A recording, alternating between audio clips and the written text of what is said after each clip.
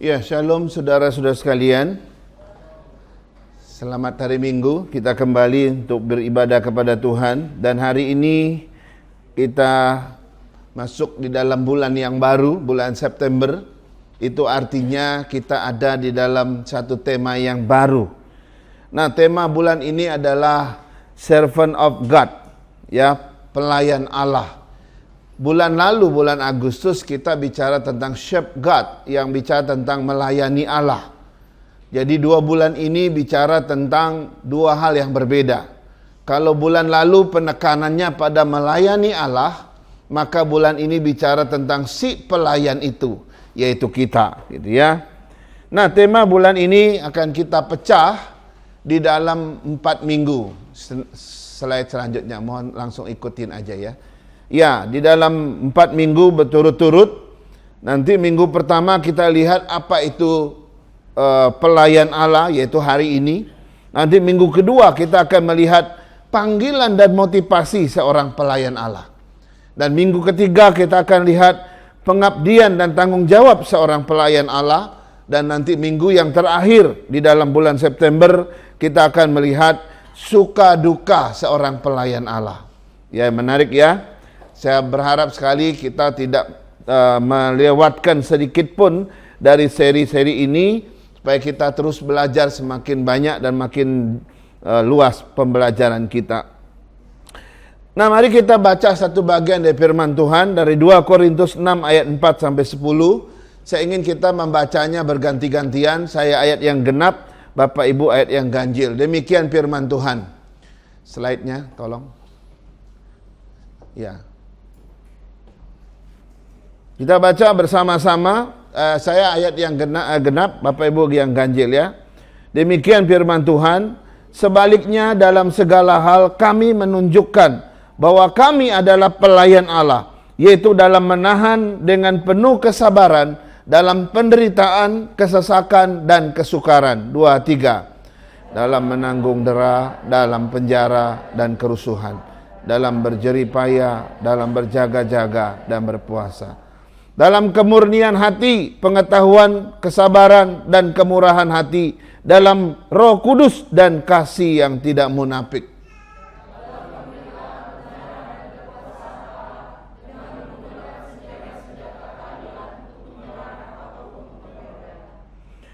Ketika dihormati dan ketika dihina, ketika diumpat dan ketika dipuji, ketika dianggap sebagai penipu namun dipercayai.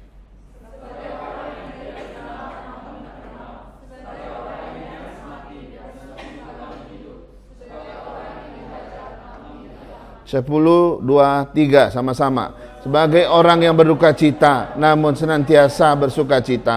Sebagai orang yang miskin namun memperkaya banyak orang. Sebagai orang tak bermilik sekalipun kami memiliki segala sesuatu. Saudara, ini adalah gambaran tentang seorang pelayan Tuhan.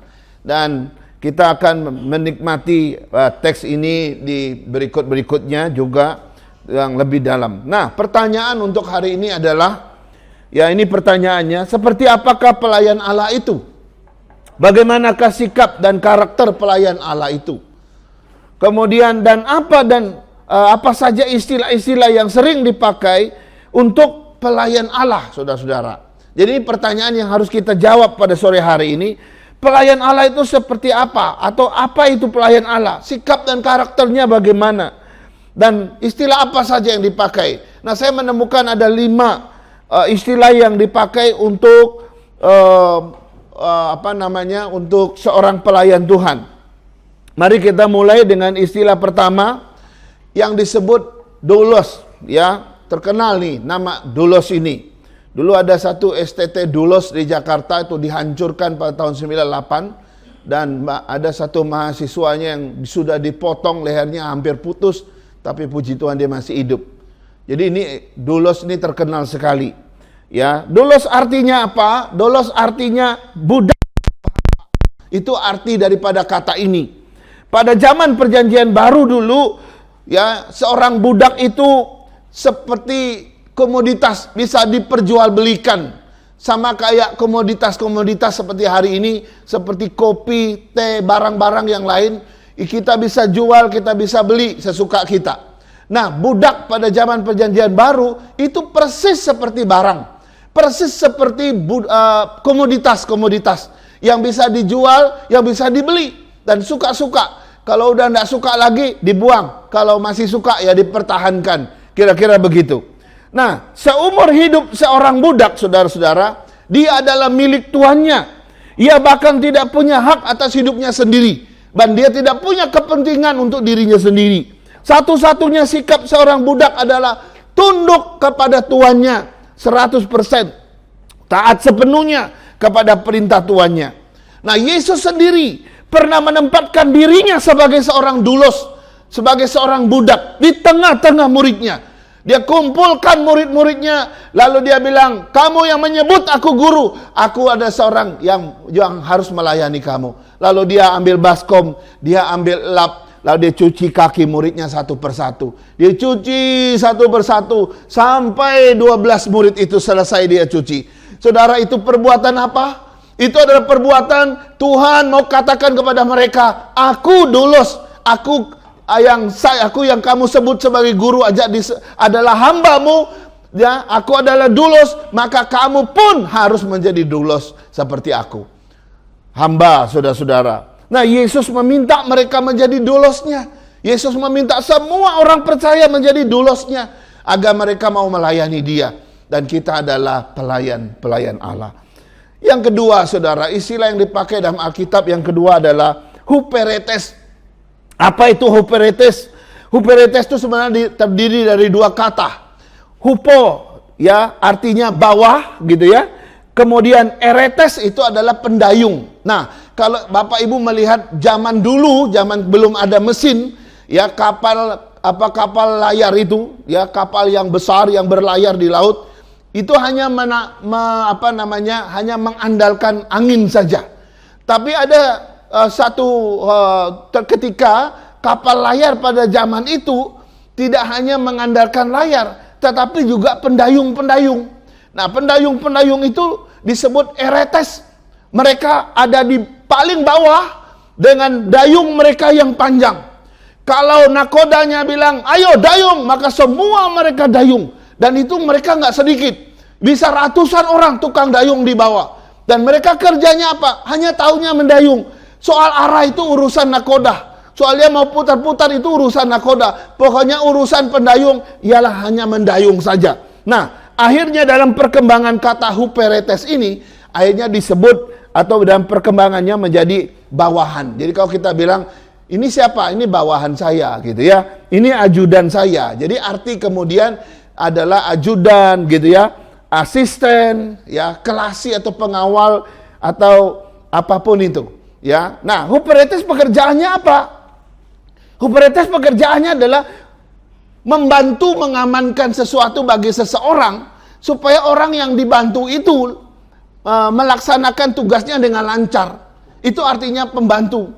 Coba kalau lihat presiden ketika dia berdiri di atas podium mau pidato, selalu ada dua tentara di belakangnya. Dan mereka tidak hanya sebagai pengawal, tapi mereka juga ajudannya. Dan mereka kacamatanya saja ketika dia ditaruh ke mereka yang harus pegang.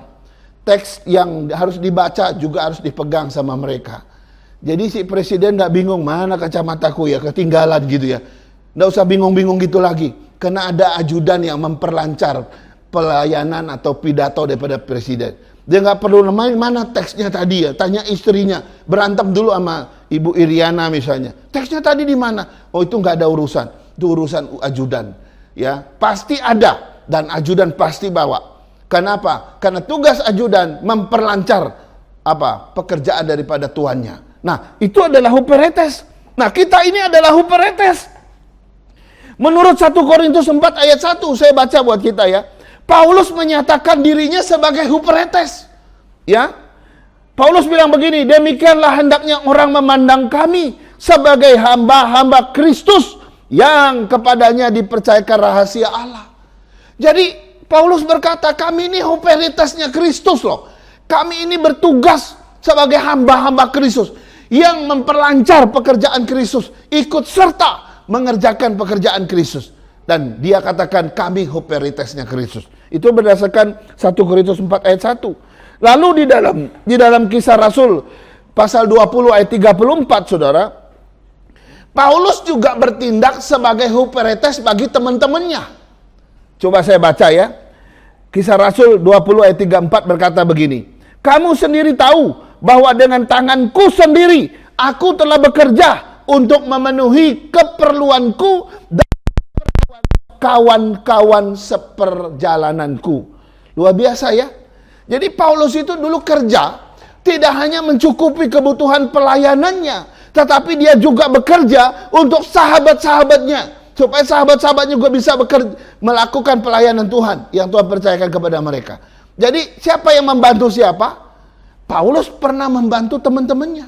Dia huperetes bagi teman-temannya. Teman-temannya juga pernah huperetes bagi dia. Karena setiap kali perjalanannya, dia juga memanggil beberapa orang untuk menemani dia.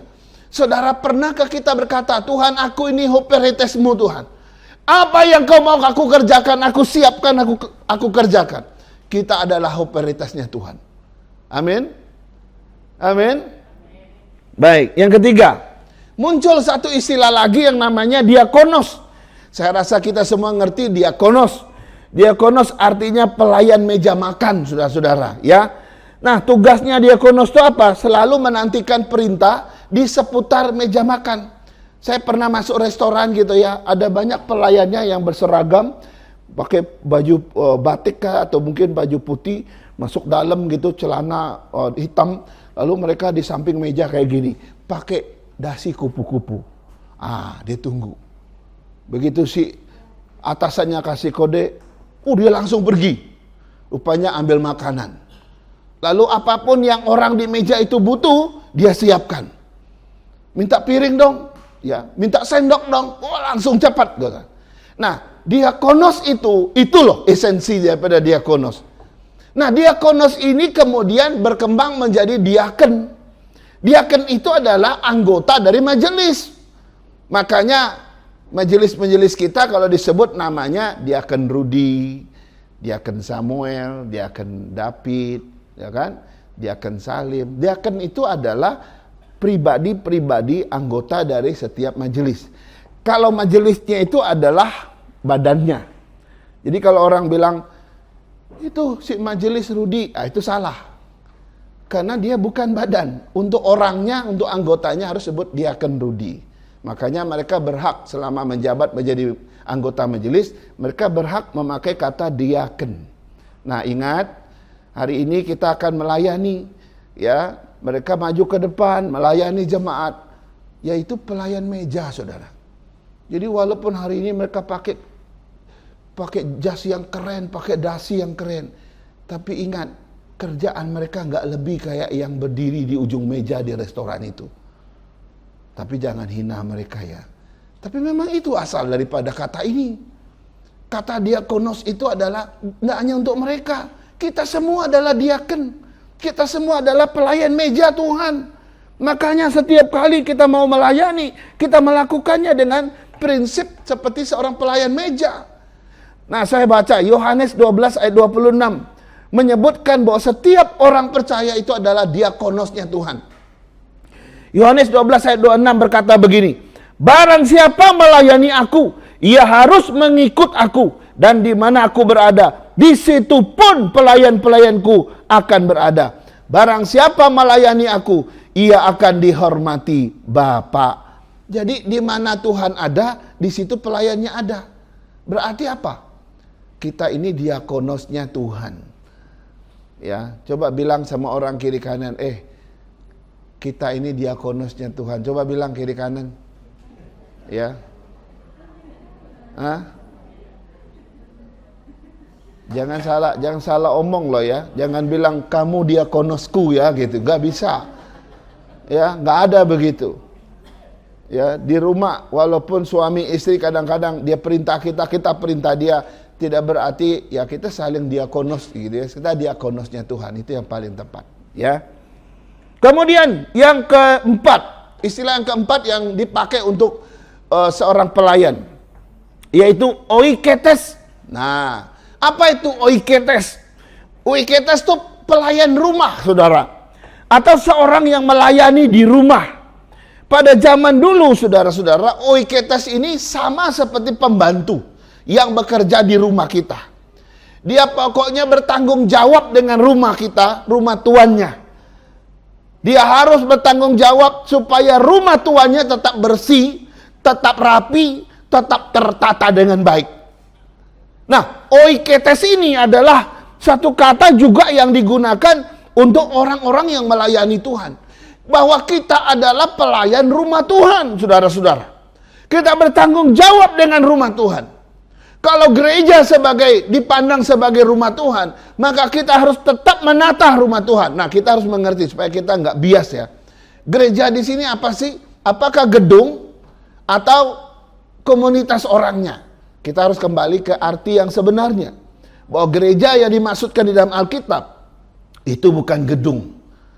Ya, itu bukan gedung. Yang disebut gereja dalam Alkitab adalah kumpulan orang percaya. Kumpulan orang-orang yang sudah dimenangkan oleh Tuhan. Kumpulan orang-orang yang sudah diselamatkan oleh Tuhan. Itu adalah gereja. Nah, gereja yang merupakan kumpulan orang-orang yang sudah percaya tadi harus ditata rapi. Harus dipelihara dengan baik. Harus menjadi sesuatu yang tertata dengan baik. Itulah kita butuh yang namanya peraturan-peraturan di dalam gereja. Begitu ya. Jadi ini bicara tentang apa? Kita melayani di rumah Tuhan. Di komunitas orang-orang yang percaya itu. Kita melayani sebagai oiketes di tengah-tengah umat yang sudah Tuhan selamatkan itu. Itu adalah oiketes. Kita adalah pelayan di situ. Bukan melayani orang di luar sana. Itu urusan lain, itu urusan dunia. Tapi kita melayani di tengah-tengah umat penebusan Tuhan, saudara ya. Itu yang menarik ya. Sekarang yang terakhir. Yang terakhir ada satu istilah lagi yang dipakai untuk pelayan Tuhan adalah terapon, saudara. Apa sih terapon itu? Terapon adalah, nah ini mirip dengan oiketes tadi. Terapon adalah bicara tentang perawat rumah atau pengatur rumah. Ini mirip ya dengan oiketes tadi. Nah, terapon itu sangat bertanggung jawab dengan tugas rumah. Nah ini ya, tugas rumah yang diberikan kepada dia. Dia tidak boleh melalaikannya sedikit pun. Hidupnya adalah untuk merawat dan juga mengatur rumah Tuhan tadi. Ini mirip dengan yang pertama tadi. Jadi ini ada kaitannya dengan bait Allah memang. Ya, ada kaitannya dengan gedung sekarang. Kalau tadi itu beda, sekarang ini gedung.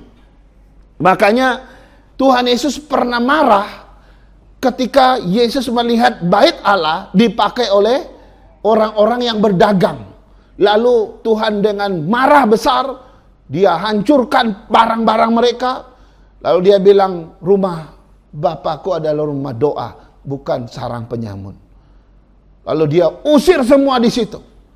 Kenapa? Karena bait Allah pada zaman Yesus itu ternyata sudah disalahfungsikan. Tidak ada lagi terapon-terapon yang melayani. Begitu kacaunya bait Allah. Karena itu untuk menertibkan, membuat terawat itu bait Allah, perlu terapon-terapon. Makanya saudara-saudara kita yang seringkali membantu kita, menyediakan tempat buat kita, yaitu kita bersyukur mereka ada. Bahwa mereka pun melayani Tuhan. Ya. Nah, ini 5 daripada istilah yang biasa dipakai untuk seorang pelayan Tuhan. Bahwa kita adalah dulosnya Tuhan. Kita adalah huperetes Tuhan. Kita adalah diakonosnya Tuhan. Dan kita juga adalah oiketes dan teraponnya Tuhan. Ya. Boleh dong kalau kita sebut, hai, ya gitu ya, dulos Tuhan gitu ya. Yaitu nama lain kita, gelar kita. Dan juga memang hidup kita. Saya nggak tahu ya kita melayani Tuhan seperti apa. Identitas kita jelas apa enggak. Saya ini siapanya Tuhan ya, kita nggak tahu. Ya, sekarang Tuhan kasih tahu. Bahwa kita adalah dulosnya Tuhan. Budak atau hamba dia. Kita huperetesnya, bawahannya, ajudannya. Diakonosnya, kita pelayan mejanya. Kita oiketesnya. Melayani di tengah umat dan juga di bait Allah. Nah sekarang kita lihat bagian yang kedua. Ini bagian yang kedua, bicara tentang sikap dan karakter pelayan Allah. Saudara, banyak orang mau melayani Tuhan, kalau tidak ada sikap yang tepat, tidak ada karakter yang tepat, kita bukanlah pelayan yang layak di mata Tuhan. Kita harus kembali kepada apa yang harusnya, di mana kita meyakini siapa diri kita. Karena itu di sini saya akan melihat ada beberapa sikap dan karakter pelayan Tuhan. Mari kita melihat diri kita itu siapa di hadapan Tuhan. Yang pertama, sikap dan karakter pelayan Tuhan yang pertama adalah kita harus menyadari bahwa hidup kita ini milik Kristus. Saudara-saudara, seorang pelayan Tuhan harus menyadari bahwa kita bukan milik kita lagi, tapi kita sudah menjadi milik Kristus. Rasul Paulus berkata apa? Bukannya aku lagi, tapi Yesus, Tuhan yang ada di dalam, hidup di dalam aku. Hidupku ini bukan aku lagi, tapi Allah atau Kristus yang hidup di dalam aku. Saudara, seorang pelayan mestinya berkata begitu kan? Saya waktu melihat bagian ini saudara ya, memang banyak kali kita melayani Tuhan tidak ada kesadaran ini. Ya, sejak penebusan di kayu salib saudara-saudara, maka seorang pelayan Tuhan, ia harus mengubah paradigmanya. Kita harus mengubah paradigma kita. Bahwa aku bukannya aku lagi, tapi aku ini adalah hidup Yesus yang hidup di dalam aku. Kita harus mengubah paradigma kita. Bahwa aku bukan milikku lagi. Diriku ini bukan milikku lagi. Tapi aku adalah milik Dia yang telah menyelamatkan aku. Saudara, tanpa kesadaran ini bahaya sekali. Saya nggak tahu ya, waktu kita melayani Tuhan, apakah kita punya kesadaran ini? Banyak orang melayani tanpa kesadaran ini, saudara. Maka, mohon maaf, orang itu tidak akan pernah melayani Tuhan secara total. Kenapa? Karena dia akan melayani Tuhan, masih merasa separuh milik Tuhan, separuh milik dia. Bagaimana saya bisa totalitas bagi Tuhan? Kalau diriku ini masih aku pikirkan separuh kan masih milikku, separuh saja buat Tuhan. Gak bisa. Kau baru bisa melayani Tuhan dengan total, saudara, kalau engkau tahu bahwa seluruh hidupmu yang sudah ditebus ini bukan milikmu lagi, tetapi milik Dia yang telah menebus kita. Saudara, saya nggak tahu ya, paradigma yang belum diubah seperti ini, biasanya kita bisa mencampurkannya kayak gini. Orang kalau belum berubah paradigmanya tentang bahwa aku milik Tuhan, tapi aku baru separuh milik Tuhan, separuhnya lagi bukan milik Tuhan. Nanti dalam pelayanan ada efeknya. Efeknya kayak apa? Itu bisa mencampur adukan antara kepentingan Tuhan dengan kepentingan kita. Itu orang yang belum berubah paradigma. Kita suka mencampur adukan antara tujuan Tuhan dan tujuan kita. Kita juga suka mencampur adukan antara kehendak Tuhan dan kehendak kita. Ini kalau kita belum berubah paradigma. Jangan tersinggung ya. Dulu di gereja kita di tempat ini, waktu saya masih gembala, dulu ada satu majelis rajin sekali ikut besuk. Kemana saya besuk, Mose saya ikut ya. Mana saya besuk, Mose saya ikut ya. Dalam hati saya, boleh juga nih. Ini majelis diaken yang luar biasa. Padahal dia sibuk, tapi dia selalu mau ikut. Nah biasanya kalau besuk dulu tuh 3-4 orang lah paling kurang. Nah waktu kita besuk saudara, kita baru tahu belakangan ternyata dia ada kepentingannya. Nanti setelah kita sudah doa, sudah baca firman, sudah sharing-sharing, nah, di acara bebasnya mulai dia nawarin bisnisnya kepada tuan rumah itu. Saudara lihat itu? Mulai ngomong sama tuan rumah yang kita besuk itu, dia pakai kesempatan itu untuk nawarin bisnis. Oh, jadi dia rajin besuk rupanya kenapa? Karena dia mau nawarin barang. Berarti apa ini? Saudara, paradigma kalau belum berubah, aku milik Kristus, aku baru separuh milik Kristus, separuh enggak gitu. Kita akan campur adukan itu, saudara. Nah ini penting, saudara ya, harus kita renungkan bagian ini. Yang kedua,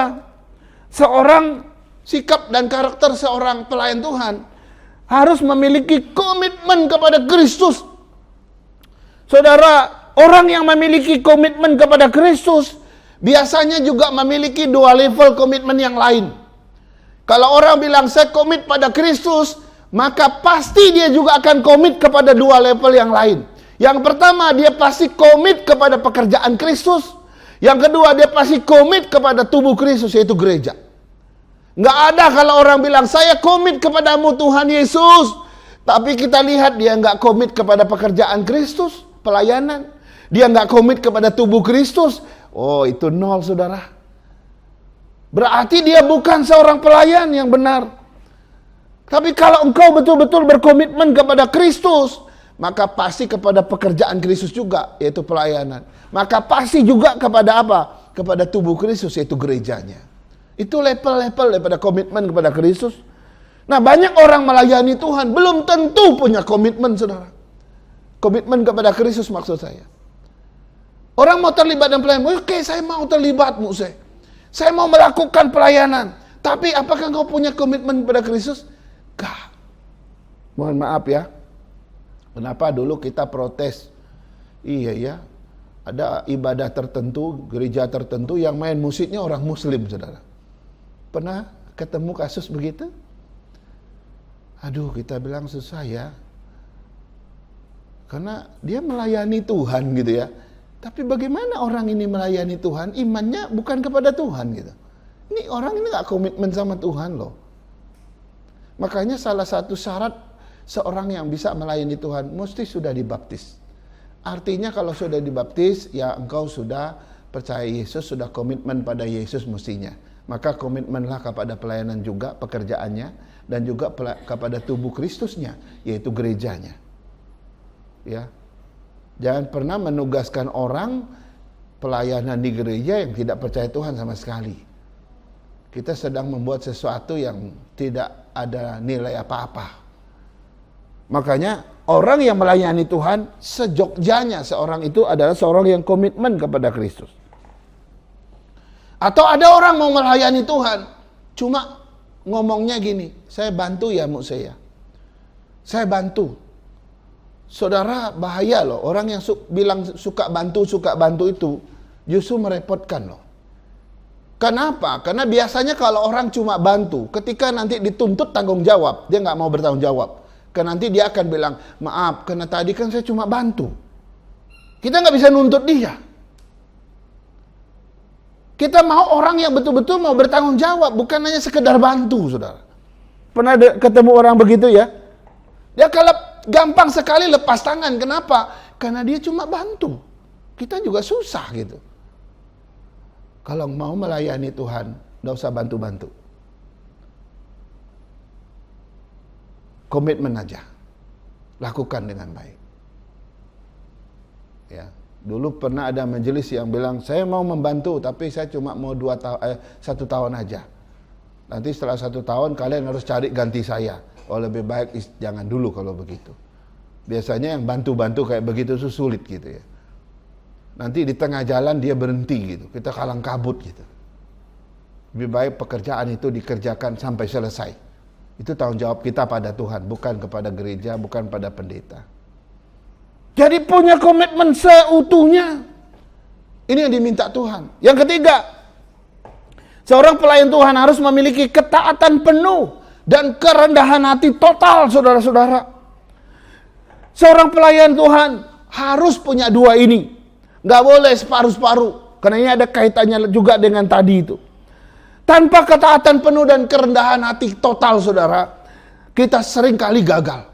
Terus terang, kita sering kali gagal. Kita mesti menjadi seperti Kristus yang berdoa di Taman Getsemani. Ya Tuhan, ya Bapa, sekiranya cawan ini lalu daripadaku.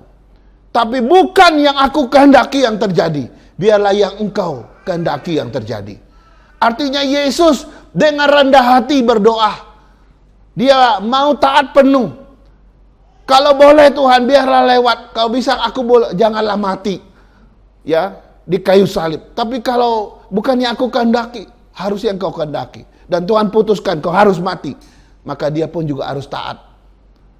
Saudara, seandainya Kristus gak taat dengan Bapa pada waktu itu, saudara, gak ada keselamatan untuk kita. Gak ada jalan keselamatan bagi kita. Saudara, seorang hamba Tuhan tinggi besar di Magelang. Waktu dia baru merintis gereja di Magelang, tidak mudah bagi dia. Dia waktu itu masih bujang juga. Memang dia bujang. Tinggi besar. Lalu dia jemputlah anak-anak Buddhis itu untuk ke gereja, anak-anak remaja. Mereka udah mulai tertarik untuk ke gereja. Lalu bawa mereka bersekutuan. Rupanya ada satu bapak gak suka anaknya dijemput-jemput ke gereja. Satu kali si hamba Tuhan ini bawa anaknya pulang. Si bapaknya berdiri di pintu tunggu mereka datang. Lalu marah-marahin si penginjil ini, hamba Tuhan ini. Dia bilang, kamu ya, mulai sekarang gak boleh jemput anak saya lagi ke gereja. Kamu kasih makan apa di gereja? Gak ada om. Mulai sekarang gak boleh jemput lagi. Diam aja. Saudara, yang marahin dia orangnya kecil, pendek lagi. Si hamba Tuhan yang dimarahin besar, tinggi, saudara. Padahal kalau mau marah sekali geprek aja pingsan itu. Tapi dia enggak, dia tetap hormat. Iya om, iya om. Sampai dia ludahi, hei! Ludahin di sebelah, bukan ke orangnya. Saya enggak mau lagi, kamu datang-datang. Saya mau lihat, enggak mau lihat mukamu lagi. Waktu dia pulang, saudara. Sudah selesai. Udah begitu lamanya dia marah, dia bilang gini, om, sudah ya om. Karena dia udah gak ngomong lagi. Sudah! Ya om, pulang dulu ya om, pamit ya om ya. Jadi waktu dia mau pamit, anak remajanya di belakang. Minggu depan ya. Si bapak ini kurang ajar kali. Mungkin dia marah banget dengan dia. Ini udah baru saya marah masih nanti minggu depan gitu. Dan sekarang orang yang marah-marah itu sudah masuk gereja. Dan gereja itu berdiri sampai hari ini di Magelang. Kalau dia mau marah, mau balik marah bisa dong? Bisa. Tapi dia diem. Kalau dia marah waktu itu, saya rasa dia akan gagal. Pasti gagal. Kebanyakan hamba Tuhan itu gagal ketika mereka nggak bisa taat seutuhnya dan tidak bisa menjaga kerendahan hati mereka. Yang keempat, seorang pelayan Tuhan harus memiliki respon yang baik atas tugas yang dipercayakan kepada dia. Ya, dia memandang yang namanya pelayanan itu seperti anugerah dan kepercayaan. Dia nggak melihat itu sebagai suatu beban yang membuat hidupnya nggak senang gitu. Tapi ketika dia melihat pelayanan itu seperti anugerah dan kepercayaan dari Tuhan, maka dia akan menjalankan pelayanan itu dengan sukacita, dengan damai sejahtera. Dia tidak menggerutu. Dan dia orang yang tidak mungkin dan tidak pernah menolak pelayanan. Nah, ini respon yang benar terhadap pelayan. Ya, saya udah berkali-kali mungkin pernah bilang ini. Dulu di lantai 4 ini. Oh, di sini lantai 4 ya. Di atas sini lantai 4 dulu. Anak-anak muda kita banyak sekali ngekos di situ. Itu kali ada orang meninggal, saya butuh pemain musik untuk ke rumah duka. Lalu saya ingat dia ada tidur di atas karena memang dia gratis tinggal di atas. Gereja waktu itu gratis untuk mereka anak daerah tinggal di atas ini. Ada 10 kamar atau 8 kamar, saya lupa antara dua itu. Saya ketoklah pintunya. Tolong ya, sore, malam kita ke rumah duka, kamu main musik ya. Bisa nggak? Nggak mau saya. Waktu saya masih contoh. Nggak mau contoh. Kamu ada acara atau ada apa? Enggak. Terus? Ya nggak mau aja. Hah? Hati saya waktu itu terus terang saya kesel. Pingin rasanya untuk marah-marahin dia di situ. Ngapain kamu tinggal di gereja kalau tidak bisa pelayan, kalau tidak mau melayani? Cuma tinggal di sini gratis lagi, nggak bayar kos lagi. Itu waktu zaman mereka masih berjuang. Tapi suruh pelayanan main musik aja nggak mau. Padahal dia jago sekali main musik, saudara. Responnya nggak baik. Kalau orang mau kita pelayanan, oke, kecuali memang kita sudah ada jadwal ya kita nggak bisa apa-apa. Saya sudah ada tugas yang lain atau jadwal yang kegiatan yang lain. Itu kita nggak bisa masalah. Tapi kalau nggak ada, jangan sampai bilang saya nggak mau. Respon kita harus dijaga, saudara. Tadi dikatakan ya, di dalam Lukas 17 ayat 10, ya. Bukan ya, tadi dikatakan bahwa memang kita adalah seorang yang harus memberi respon dan respon yang terbaik di dalam pelayanan kita. Sekarang kita lihat yang kelima. Seorang pelayan Tuhan tidak mencari hormat bagi dirinya sendiri. Tidak mencari hormat. Tidak mencari pujian. Yang pelayan cari adalah penghormatan dan pujian bagi Tuhan. Itu yang kita cari. Biarlah lewat pelayanan yang kita kerjakan, Tuhan dimuliakan oleh orang. Tuhan dihormati oleh orang. Kenapa? Karena pelayanan. Kalau ada orang mau melayani dan mencari hormat dan pujian, gereja bukan tempatnya. Tapi tempatnya di luar atau di dalam dunia politik mungkin itu tempatnya. Makin tinggi jabatannya, makin dihormati masyarakat. Yesus berkata dalam Lukas 17 ayat 10 tadi yang sudah dibaca. Ya, demikian jugalah kamu apabila kamu telah melakukan segala sesuatu yang ditugaskan kepadamu, hendaklah kamu berkata, kami adalah hamba-hamba yang tidak berguna. Kami hanya melakukan apa yang kami harus lakukan. Ingat, kita ini hamba. Kita tadi budak loh. Kita huperetes loh. Kita doulos loh. Kita hanya melakukan apa yang harus kita lakukan. Kita bukan hamba-hamba yang berguna. Kita bukan hamba yang cari pujian, cari jabatan, cari kedudukan. Enggak, saudara. Gereja bukan tempatnya. Dunia pelayanan bukan tempatnya. Yang keenam, seorang pelayan Tuhan harus siap sedia dalam segala keadaan. Saudara, pelayan Tuhan itu memang tidak mengenal yang namanya jadwal dan waktu. Harusnya. Ya kan? Makanya seorang pelayan Tuhan atau hamba Tuhan full time itu, dia memang harus 24 jam dan siap untuk segala waktu dan tempat. Dunia pelayanan memang membutuhkan yang namanya jadwal, membutuhkan yang namanya waktu-waktu tertentu. Tetapi di luar itu seorang pelayan Tuhan mesti siap sedia dalam segala keadaan. Tidak ada waktu tertentu bagi dia. Harusnya siap kapanpun, mau tengah malam, mau subuh, atau mau siang hari, mau kapan saja. 2 Timotius 4 ayat 2 berkata begini, beritakanlah firman, siap sedialah baik atau tidak baik waktunya. Nyatakanlah apa yang salah, tegurlah dan nasihatilah dengan segala kesabaran dan pengajaran. Baik atau tidak baik waktunya. Ya, jangan bilang ini lagi hujan atau gimana ya. Oh, ini lagi polusi udara ini, jangan. Ini lagi Covid nih, gitu. Jangan ya. Saya baru tahu selama Covid saya memberkati 2 pernikahan di tengah-tengah Covid, saudara. Bukan anggota gereja kita. Saya baru tahu ternyata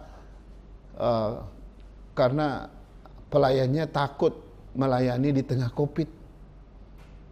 Lalu saya bilang ya saya siap aja. Tapi saya kira itu bukan alasan pertamanya. Belakangan saya baru tahu, oh waktu itu dia takut Covid karena ada kurang-kurang sehat sedikit gitu. Tapi saya siap aja kapanpun. Di tengah-tengah Covid 2 kali saya memberkati pernikahan, saudara. Saya tidak bilang saya lebih hebat, enggak. Memang itulah karakter seorang hamba Tuhan yang harus melakukannya. Kalau tidak, itu mereka bagaimana? Terus risiko bagaimana? Itu urusan kedua lah. Kalau Tuhan mau panggil saya karena pelayanan itu juga nggak masalah. Toh juga saya akan mati pada suatu saat. Mau hanya soal cepat dan lambat saja. Kita nggak tahu. Yang penting kita tunaikan dulu. Yang ketujuh, seorang pelayan Tuhan harus memiliki kepedulian yang tinggi kepada sesama. Saudara, kita mengasihi Tuhan yang tidak kelihatan, itu harus berbanding lurus dengan mengasihi sesama yang kelihatan. Kalau ada orang bilang, aku mengasihi Allah, luar biasa aku mengasihi dia, tetapi mengasihi sesama dia nggak bisa, maka itu pasti omong kosong. Sebab rumusannya adalah kalau engkau bisa mengasihi yang kelihatan, barulah engkau bisa mengasihi dia yang kelihatan. Kalau engkau tidak bisa mengasihi yang kelihatan, pasti juga engkau tidak bisa mengasihi dia yang tidak kelihatan. Karena itu seorang pelayan wajib memang kita harus peduli kepada sesama dan mengasihi seperti mengasihi Tuhan dan sebagainya. Yang kedelapan, seorang pelayan harus dapat menjaga rahasia. Nah, saudara, di dalam pelayanan itu ada banyak rahasia, ada banyak gosip, ada banyak isu. Kalau kita tidak hati-hati, itu bisa jadi isu yang liar. gosip yang liar. Dan itu bisa menghancurkan persekutuan kita, gereja kita, pelayanan kita. Seorang pelayan mesti hati-hati di sini. Yang ke-9, seorang pelayan mesti setia dan bertanggung jawab kepada pekerjaan Tuhan. Dan ini pasti, di dunia ini kita boleh melupakan pekerjaan kita di luar sana. Kau bisa melupakan pekerjaanmu di kantor, atau pekerjaanmu di bisnismu. Tapi pekerjaan Tuhan jangan dilupakan. Pekerjaan Tuhan itu bersifat kekal, saudara. Pekerjaan di dunia ini hanya bersifat sementara. Karena itu nilainya beda. Kalau kau melupakan pekerjaan di dunia ini itu wajar. Tapi kalau kau melupakan pekerjaan Tuhan yang Tuhan percayakan, itu resikonya tinggi. Kenapa itu? Karena itu bernilai kekal, saudara. Kita nggak bisa tidak setia. Kita mesti setia. Kita mesti bertanggung jawab dan pelayanan itu. Kita tidak boleh menjadi hamba yang tidak melakukan tanggung jawabnya. Yang ke-10, seorang pelayan Tuhan harus memiliki yang namanya integritas yang tinggi, saudara. Ya, ingat ya, yang namanya pelayan itu seperti ikan di dalam akuarium. Selalu dilihat, diperhatikan, diamat-amati oleh orang. Alkitab mengatakan, saksi kita terlalu banyak. Itu seperti awan yang mengelilingi kita. Satu hal kecil aja kesalahan kita langsung bisa tertangkap oleh ribuan jutaan mata yang memperhatikan kita. Karena itu seorang pelayan wajib harus berintegritas.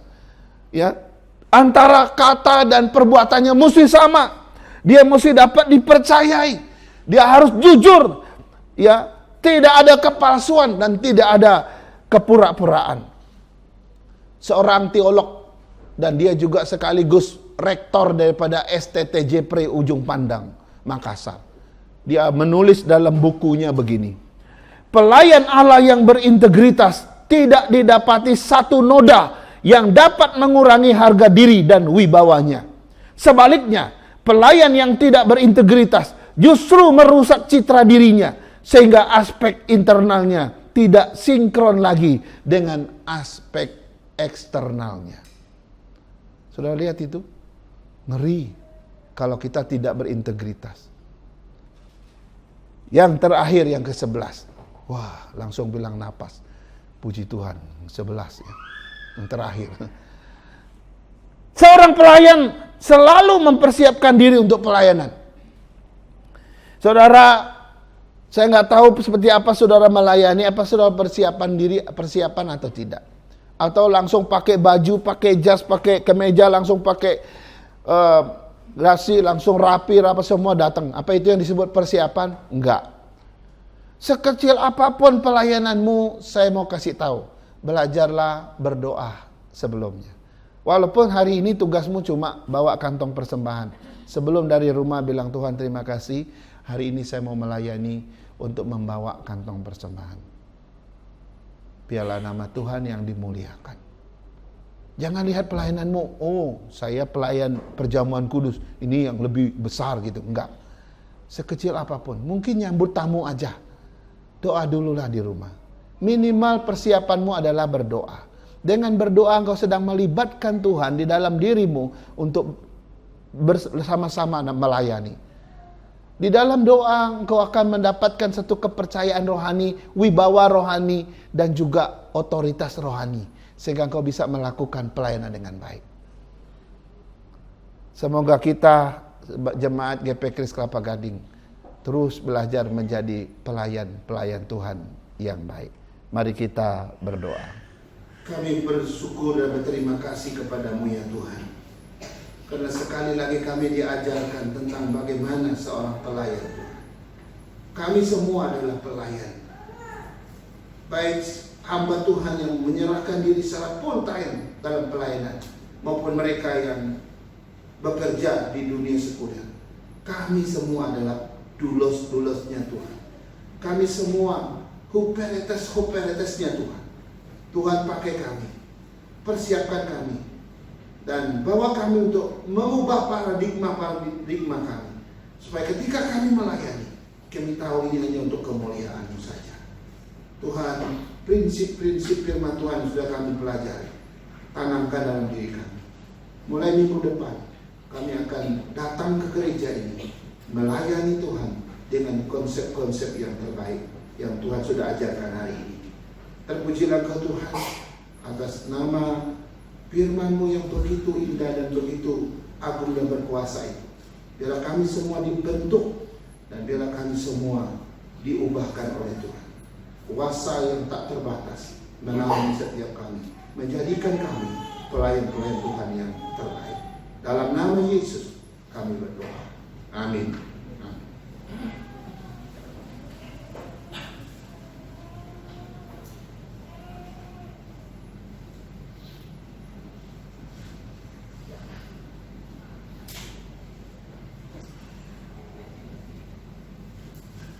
Baik saudara-saudara yang dikasihi oleh Tuhan, sekarang sebentar lagi kita akan menerima sakramen perjamuan kudus. Sebab itu marilah kita mendengar terlebih dahulu pengajaran Tuhan tatkala perjamuan kudus ditetapkan.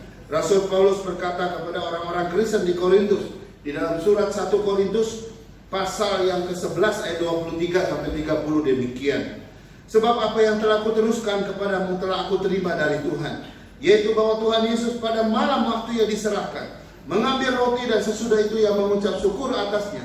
Ia memecah-mecahkannya dan berkata, inilah tubuhku yang diserahkan bagi kamu. Perbuatlah ini menjadi peringatan akan aku. Demikian juga yang mengambil cawan sesudah makan, lalu berkata, cawan ini adalah perjanjian baru yang dimeteraikan oleh darahku. Perbuatlah ini setiap kali kamu meminumnya, menjadi peringatan akan aku. Sebab setiap kali kamu makan roti ini dan minum cawan ini, kamu memberitakan kematian Tuhan sampai ia datang. Jadi barang siapa dengan cara yang tidak layak makan roti atau minum cawan Tuhan, ia berdosa terhadap tubuh dan darah Tuhan. Karena itu hendaklah tiap-tiap orang menguji dirinya sendiri, dan baru sesudah itu ia makan roti dan minum dari cawan itu. Karena barang siapa makan dan minum tanpa mengakui tubuh Tuhan, ia mendatangkan hukuman atas dirinya sendiri. Nah saudara-saudara, supaya kita yang ikut perjamuan ini boleh mendapat berkat dari perjamuan kudus, ada 3 pertanyaan yang harus kita renungkan. Yang pertama, apakah benar-benar kita sudah bercerai dari dosa, menyesal karena telah berbuat dosa, dan percaya bahwa hanya darah Kristus saja yang dapat menyucikan dan membebaskan kita dari hukuman dosa? Yang kedua, apakah kita sungguh-sungguh percaya bahwa kita sudah ditebus oleh kematian Yesus Kristus, bahwa Kristus Yesus tidak bercela, dan dengan kebenarannya kita sudah dibenarkan di hadapan Allah Bapa? Yang ketiga, kita harus memeriksa hati kita. Apakah dalam sepanjang hidup ini kita mau terus taat dan setia kepada Tuhan dan berharap akan diperlengkapi oleh Roh Kudus supaya kita dapat berjalan bersama Tuhan sampai akhir? Saya mohon kita untuk tundukkan kepala. Mari kita berdoa sejenak. Saya pimpin kita di dalam doa persiapan. Tuhan, terima kasih. Sekali lagi kami diperhadapkan dengan roti dan anggur ini yang mensimbolkan tubuh dan darah Tuhan. Kami bukanlah manusia yang layak. Kami penuh dengan dosa. Kami penuh dengan keterbatasan dan kelemahan. Tuhan, kami datang dengan hati yang sungguh-sungguh merendahkan diri kami di hadapan Allah. Mohon Tuhan ampuni kami satu persatu, dan Tuhan layakkan kami dan sucikan, basuh seluruh hidup kami agar kami layak untuk menerima perjamuan ini. Tuhan, siapkan hati kami dan seluruh keberadaan kami agar kami semua boleh menerima dengan sukacita. Di dalam nama Yesus kami berdoa. Amin. Amin.